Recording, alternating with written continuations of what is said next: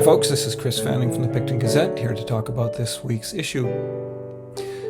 Picton Terminals is in the news again.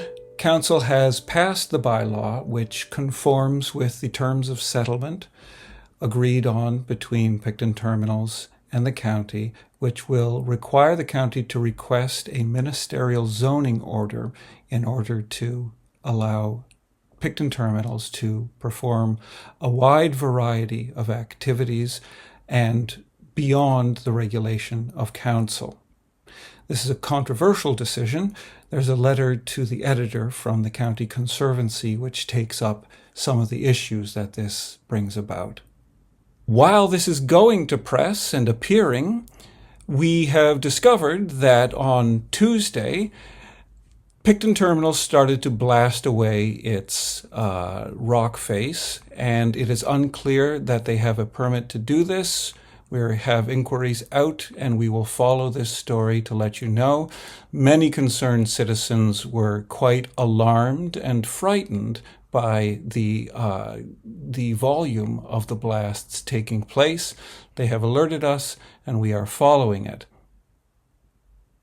In other news, Razel Robin reports on a couple of grants, one to the public library on Main Street in Picton, a grant of $18,000 achieved for beautification for landscaping at the front, and also a public art grant from the council of $180,000 over 3 years, which will support the beautification and use of a variety of public spaces around the entire county. The main focus of this week's issue is the fall edition of Countylicious. You will recall our 4-page spread with the map in it from the spring version. This has been updated and is available in the center of this week's issue. We have an editorial by Karen Valahora celebrating this time of harvest and the farm-to-table aspect of Countylicious, by which all of this season's foods coming to fruition are now coming to the tables of the great variety of restaurants.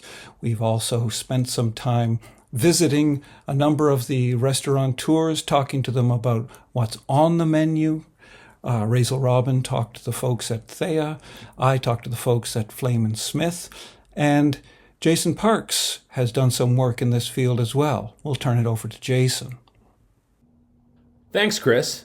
And yes, I still have mud on my shoes from being back in the fields around Prince Edward County last week.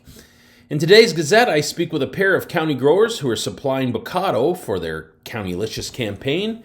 Vicky Emlaw of Vicky's Veggies and Stephanie Lang of Fiddlehead Farms offer a glimpse of the 2024 growing season, their operations, and how having their produce featured at local restaurants are growing their brand. In keeping with the harvest, I reach out to farmers in the grain and viticulture industries and inquire about their prospects for the 2024 season. And finally, a Prince Edward County kayak angler took part in the Pan American Fishing Derby in South Carolina last month, and we have that story. Back to you, Chris.